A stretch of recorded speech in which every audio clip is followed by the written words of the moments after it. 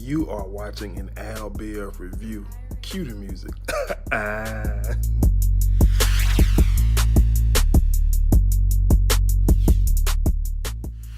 What's going on, guys? Welcome back to my channel. Before we get into it, if you're new, be sure to subscribe. Also, be sure to like, comment, and share. Happy Friday. The weekend is amongst us. And I'm here with another How to Get Away with Murder recap, man. What a show. I'm devastated they trying to end my show, man. What a show, man. Just when I thought we was in the clear, some BS popped up. But you know what? Let me just get into it. So, y'all know that every week, the first scene, it'd be back and forth, back and forth. So, Annalise arrives to the police station, right? As she arrives, and they showing us what these kids talking about. We don't care about these kids. But anyways, the kids, questioning her like, I hope that you aren't going to represent him, you know what I'm saying, because all he do is lie. And Annalise was like, look, it's too late. He already told the FBI that I'm his attorney, so I have to at least show my face down there, right? So when she make it to the station, she asked Gabriel,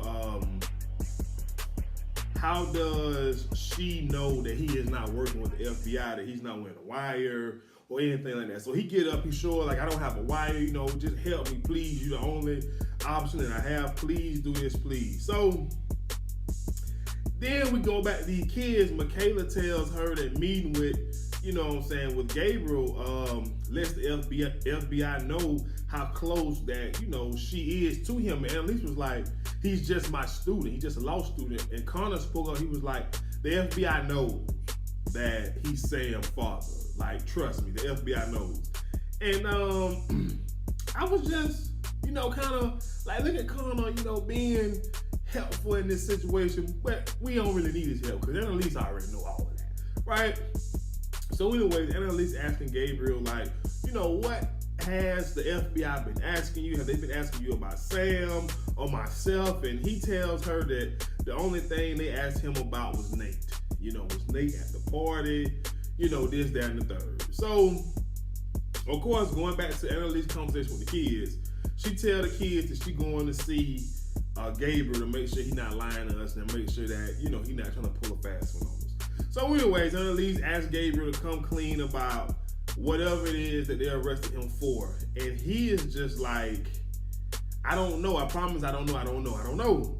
So she tell him, either you tell me everything or I'm leaving. So he, she gets up and then he said, okay, I was talking to Miller. That's what he said. He said he was talking to her. So he goes on to tell her that Miller was investigating her, and the reason that him and Miller, when Miller reached out to him, he says that Miller promised that he'll find the truth out about Sam. And maybe it's just me, but if I ain't never know my daddy, if I never knew him, and the FBI call on and say, hey, this man has been killed. We believe he is your biological father. We want you to come and help us investigate his wife and his family. And see, you know what I tell them? I say, man, if y'all, I don't know, I don't have a dad. I don't have a biological dad. Like, I don't know, but maybe that's how these little mixed light-skinned boys think.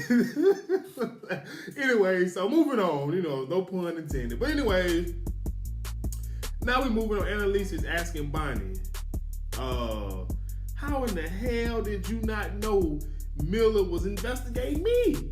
Like, don't you sleeping with him, you working with him, but most important of all, you sleeping with him, and you ain't know he was investigating me? Come on now. So Bonnie said that's because it's a lie. Gabriel is lying. And Annalise said, you know what? I believe him. I do. And Bonnie gets, she starts feeling away. She said, you believe the governor too, and look where that got you. First of all, you know what? The only thing I want more at Annalise is, more hood. I want her to slap Bonnie like, don't you ever in your life bite the hand that feeds you. So Annalise was the adult. as usual, like I said, I need to see that hood come out. But she was like, look, the both of us got played. Let's move on, gather some information to prove that Miller and the governor was working together. And, that was that. So Nate comes in, excuse me. So Nate is there. Nate was just like, look, let me find the information. Let's use Gabriel to get this information. Trust my gut, just like you always trust yours. So Annalise was like, go find something that can tie these two together, or the FBI gonna hang us all. Now, y'all know I got faith in Nate. I do, because the way his dad died, I just got to be in his corner with any and everything that he does. That he does. I have to. So moving on, Tegan, little sneaky behind going to meet up with the lady FBI agent. Don't know her name. The white FBI agent. She don't care. And the agent basically thinking Tegan is offering services to give information on Annalise. So basically, she lets Tegan know that, hey, we possibly looking into Annalise having something to do with Miller missing, and Tegan says that, she thought that Laurel's dad was behind, killing Denver and also this, right? So the FBI, the FBI lady tells Tegan, like, look, we're open to all possibilities, but they really aren't. They really want Annalise. So when to say they are open for all possibilities is a lie.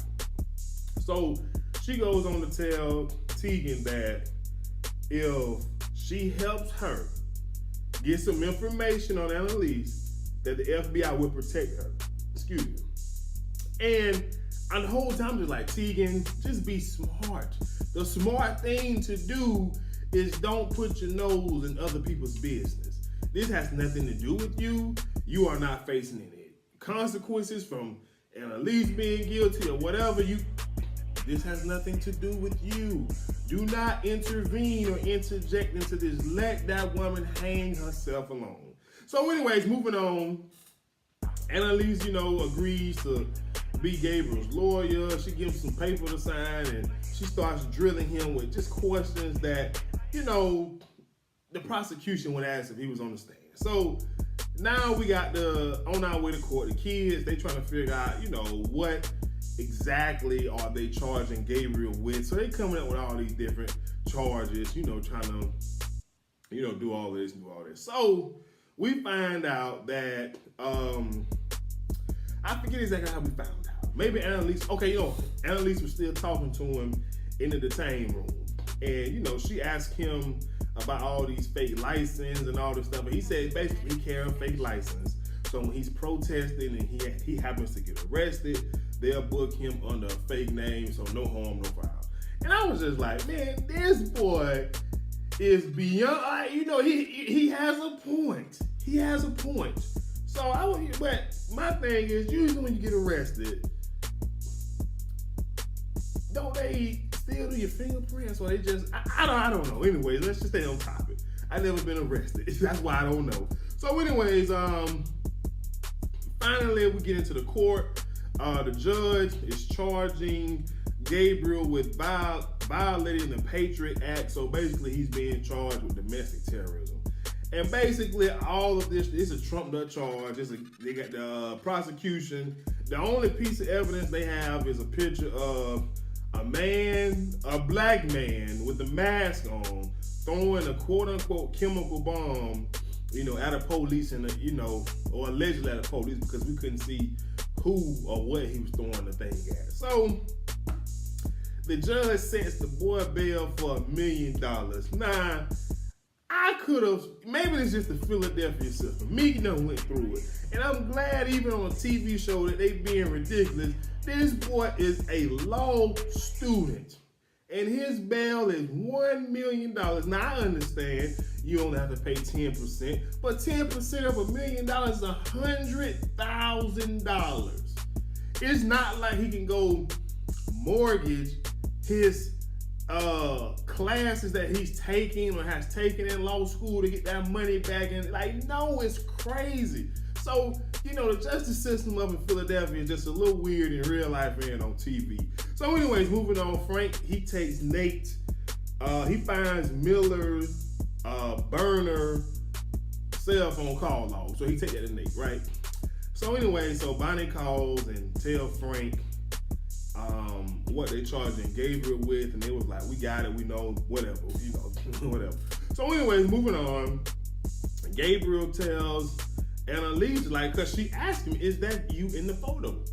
And it, to me, this is one of the few times that, to me, I was just like, come on, Annalise, it really don't matter if it's him in the photo, because the guy, whoever it is, has on a mask. You know what I'm saying? So anyway, so Gabriel admits to that being him in the photo.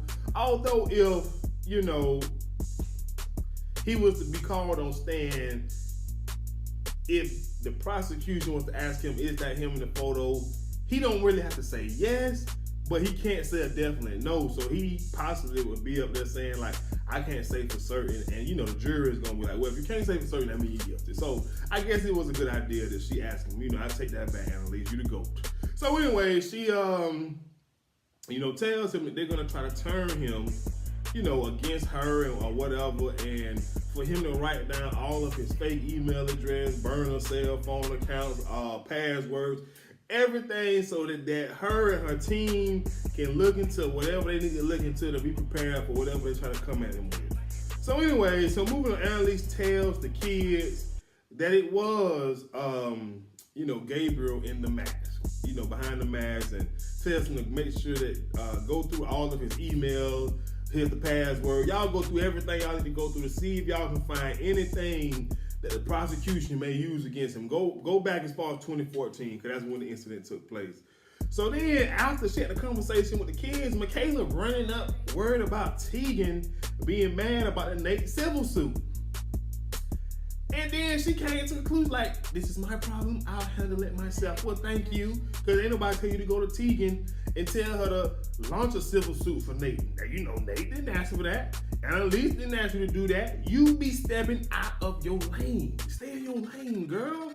So moving on, Michaela goes to visit Tegan, and of course Tegan is upset, but she's being very sarcastic with her. And so Michaela goes on to tell Tegan, not knowing that Tegan then had a conversation with the FBI agent, but at this point Tegan kind of still trying to put it all together, so to say. So she tells Tegan that the FBI is looking into Nate, which is why, you know, Annalise and Nate don't want to go through with the suit, because it just draw attention and it just be a bad look. So then Tegan asks her, she said, is there anything else that's going on? And Michaela says, that's it. So then Crawford comes in and he says, oh, Michaela, I'm glad you're here, because maybe one of you two can tell me why is Annalise defending Gabriel against these terrorism charges. And Tegan gives this helpful look like, I just asked you, was it more? You know what? I ain't really here for Tegan and Michaela. I'm really not. But Michaela, you know, you love her so much, you should have told her. You know, it ain't gonna hurt. You tell everybody else's business. So, moving on. Annalise asks the kids, she goes and asks them, she basically trying to see what they know. So, Laura finds a text. And so Annalise and Laura goes to the jail and have a conversation about the text message. And we thought, and I'm not convinced, but Laura found a text that made us feel like he was talking to his mother about Annalise. And he says that he was not talking to his mother about Annalise, he was talking to his mom about Michaela. And so Annalise called mama on her cell phone and say, prove it to me. And so, you know, he made this story up to his mama about missing Michaela's birthday, forgetting to buy her something, and now she mad. But he was just so charming on the phone, laughing like, hey lady, you know, I didn't call for you to yell at me. I just called her, here's some uplifting words. I'm not convinced that that's who he was talking to his mama about. And maybe it's just me, this little boy, it's a slime right here. He's sneaky and conniving. I don't trust him. So anyways, moving on, Bonnie finally, I guess she decided to go back to work. The first thing she do, she trying to do her part to link the governor and Miller some kind of way. So she asked his secretary, does Miller have a friend, about a friend that quote unquote Miller was talking about to her down at the governor's office. And the secretary was just like, I don't really know nobody. He was talking to the governor's office or whatever. But then Miller mom's called and the secretary picks up, and that was pretty much that. Right? So back at Nate's apartment, him and Frank, they running through all the burner numbers, and most of them coming up to be disconnected. And so he tells Frank that he can go home. Like, I'll finish up. And Frank said some real stuff to him. Frank was just like, man, look, I know right now that you hate what you did. But there's also a place, a world that exists in your mind where you are okay with what you did. Because at the end of the day, people has been killing people since the beginning of time. And it just made me think about what I thought about that. And the reason I thought so much is because I feel like this is Frank's way of telling Nate, like, look, you feel bad about, killing. I think Frank is trying to say, you feel bad about killing Miller because it destroyed Bonnie. And you known Bonnie for whatever, for how long. But deep down somewhere, you did the right thing. And I agree. Now I understand him feeling remorseful for Bonnie's sake, but for Nate's sake and my sake, I'm glad you killed him. You know what I'm saying? He had your pops killed. So I did kind of enjoy that little exchange between, Frank and Nate. I did kind of enjoy it. So now we got Bonnie working Miller's mom. She go pay mom a visit. And basically she asked mom, like, do Miller have a friend down at the governor's office? And mama had me on my toes. She said, wait. At first she said no, but wait. That time she got, caught up from taking money or investing money in the opioid company, me and Miller hated her ever since then. I was like, come on, man.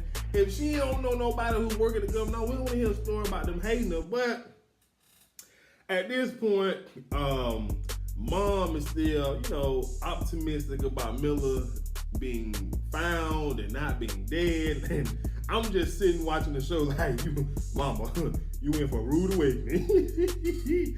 So, anyway, the FBI agent, the one, I need to learn her name because it seems like they're trying to write it in. But she goes to pay Mr. Gabriel a visit. And obviously she's trying to get him to flip, or at least be on their side. So she brings up, she said, it's very interesting that, your only alibi is your lawyer, which is your teacher. You saying you was at this wedding and, or whatever. Now, ignore the wedding part, because, she was talking about that. But she said, it's crazy that your only alibi is, your lawyer. So she also goes on to say, this same lawyer was married to your dad. And then he sits there and say, you know what? I've been waiting on you to bring that up. And then she goes on to say, well, look here, dog. I'm going to give you immunity if you work with me to take down her. And see, my thing of it is, I don't want to get ahead. But why are you offering this man immunity? And why? And he also says that he want to think about it. And why is he actually saying that he want to think about it? You got the best lawyer that money can buy. You ain't even have to pay for. No, don't even. No. So, anyways, the agent walks out, called Tegan and leave her a voicemail. Like, look, do you got anything? If you do, pick up and let me know. Like, boom, what's up? Like, snitch. Basically, she said snitch. So then, moving on, Annalise goes to visit Crawford. And basically, Crawford is letting Annalise know, like, look, I owe you one for what you did for me in my case, and this case can be a big thing for you, for us right now. Let's highlight, let's bring the press out. And Annalise like, no. No. You know, and at least just, and Michaela keep calling while she in there talking to Miller. Let me throw that out there. She hitting ignore like she should. Ignore that little trap. So Miller was just like, I want to help. And she said, if you want to help, if you really want to help, do as I say. And I was like, hey, boy, you know a boss when you hear one. You hear me? She a boss, man. I'm telling you, you know a boss when you hear him talk. So anyways, moving on, Michaela says, you know, not a group together. Annalise and them damn kids, they all together. And now Michaela, you know what? I don't really know what made Michaela feel like Tegan could flip on him. But I wasn't really paying attention that much. Because, you know, you got to be paying attention that much to catch stuff like that with this show. But she goes on to say, I know how we can keep Tegan quiet. Because I know that her and the FBI lady has a relationship. You know, from a Laura Dad situation, I guess. That's how she got it on. So she brings up the fact that, you know, they can scare her by sending her an email by just saying, hi, Jane Doe. And therefore, she would think it's Laurel's dad. So anyways, Annalise asked Oliver, was it a good idea? Could it be traced? Yada, yada, yada. And he said, you know, it'd be chased to some Egyptian farmer before they even look here. So Annalise say do it. And this was one of the few times. Because once Tegan got the email, she was shook. She didn't know what to do. She would start looking around like, you know, is he here? He got killers in here. You know, she was looking. And I was just, the one time, I'm going to give her credit, y'all. I was like, well, Michaela, you working, girl. You working. You earning your spot. You earning it, girl. You know, this one of the few times I had with Michaela. But anyways, you know. So, you know, I'm going to skip the scheme between Bonnie and Frank. When Frank basically asked her what the hell she doing talking to her, you know, Miller mama, you know, yada, yada, yada. So now, the kids, them kids, they going through all the Gabriel stuff, right? Because they got the passcodes, emails, all that. Facebook, Instagram, they got it all. Fake names, they got it all. So, Connor feels the need to tell him, I know we don't need to care about that. We skipping that. But Laura, she starts to watch the footage of when the FBI raided Gabriel's apartment to see if maybe they violated and searched somewhere in the apartment that was not permitted by the woman. And I was just like, that little ass apartment.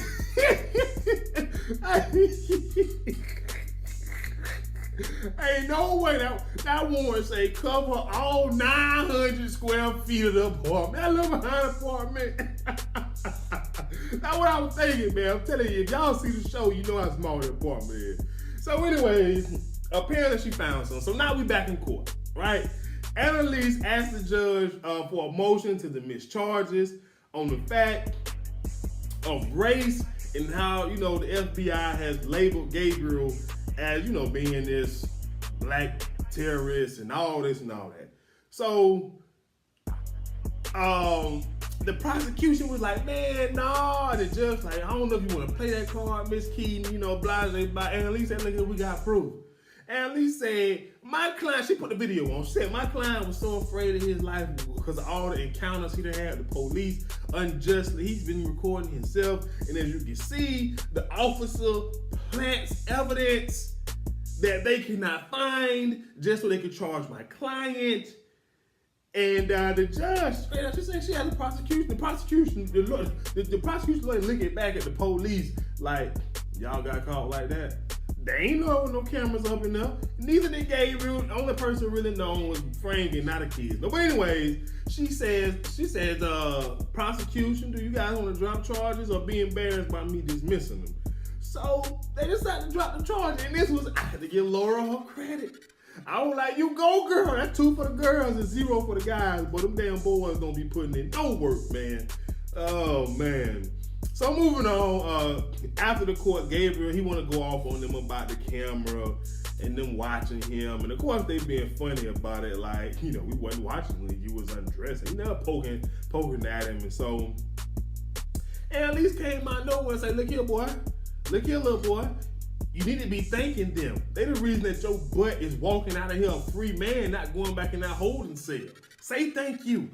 And then she said, y'all keep this little sucker in y'all watch. Don't let him go nowhere until I say so. You know, I was just like, yeah, you know, bro, we just saved your life. But you about to do 25, the life behind bars, and we saved your life. Give us some thanks and praise. So anyways, Michaela pulled Annalise to the side and asked any news from Tegan after the email. Annalise was like, look here, no news is good news. You know what I'm saying? You know what I'm saying. No news is good news. You feel me? So anyways, moving on. I'm going to try to wrap it up. So Crawford calls, what is the girl named Tegan, into his office, asking about the whole Gabriel case, Annalise working in, and yada, yada, yada. So Tegan was just like, oh, so you feeling the ways about this. All right, so whatever. So Tegan leaves and IT gives Crawford a call. I'm like, why is IT calling him? So anyways, moving on. Annalise, she goes to visit Nate, Frank, Bonnie. Frank gives her a number that they found from Miller's burner cells to a woman named Mariah Sloan. And he's like, who the hell is?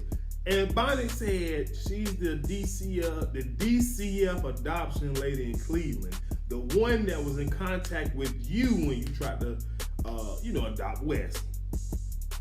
So basically, now we got it. Miller dug up the adoption papers and gave the adoption papers to the governor. So, this is interesting now. This is how we link Miller and the governor together. So Annalise says that we can't give this to the FBI because this links me to Sam's killer. And Nate says this is all we have. And so Annalise went off. She said, man, y'all just cut me open and bleed me dry. I never do any of the killing. I never take nobody's life, but yeah, I'm always the one to clean up y'all mess. Just take whatever is left of me. Just do it. And she storms out. And I was just like, they don't appreciate you. You've been fighting for you. They've been killing people and you've been getting them off, going to jail for them, keeping your mouth closed. Like, being a down woman that you're supposed to be. But yet they coming to you with, give me something better. Hey, I know I'm exaggerating a little bit, but I don't think they can give her nothing better. I know she upset, but I don't think they can give her nothing better. So anyways, oh Jesus, moving on. Back at the house, Gabriel's at the kids' house, and basically he tells them, oh man, let me rewind. So anyways, Annalise called Gabriel while he at the kids' house, and basically it was a come to Jesus moment for the both of them. She told him everything about how the governor and Miller was working together, how Miller gave her the documents or whatever about her wanting to, you know what I'm saying, adopt Wes, all of that kind of stuff. Good deal. So, yada, yada, yada. Y'all know that. So now we have Oliver going through wedding pictures to make sure we don't see Nate or Miller in any of them, right? Good deal. So Gabriel is, talking to Annalise and basically comes out and says that, look, Miller contacted me and told me, we're going to look into you and maybe we can find out what happened to my good dad. So, but Annalise was like, look, she said, I got your charges dropped. You owe me. Because he told her about how the FBI wanted him to take a deal and all this kind of stuff like that. All right, I promise y'all it's coming to an end. So anyways, moving on. So then now Gabriel goes to see the FBI agent. He wants the deal that she gave him, immunity, protection. He tells her that Miller told him that Annalise tried to adopt Wes, and this is proof that she was involved in his dad's murder, that it could be proof that she's involved in his dad's murder because it's linking her and Wes together. Then he tells the FBI agent, so he was like, I need protection from this person. And so the FBI agent was like, is it Annalise? And he says, No, it's someone by the name of Lynn. I heard the governor call, when I was with him one day, called someone by the name of Lynn. So now, afterwards, the conversation, the FBI agent goes out into the room and adds the governor name up to her board. I don't know. That board is crazy, y'all.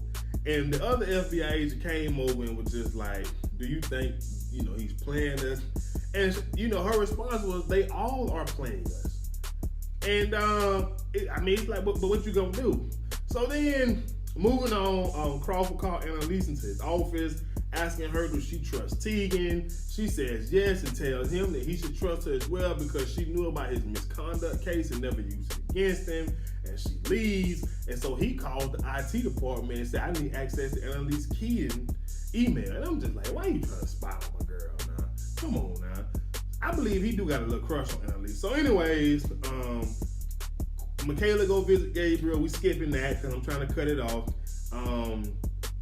Bonnie is talking to Nate about, like, look, it's time that we let everybody know that Miller is dead. His mama need to know. She got his hope, and she didn't need to know. So, the FBI lady is watching the board. It's the final scene, by the way. It's the final scene. The FBI lady is watching the board.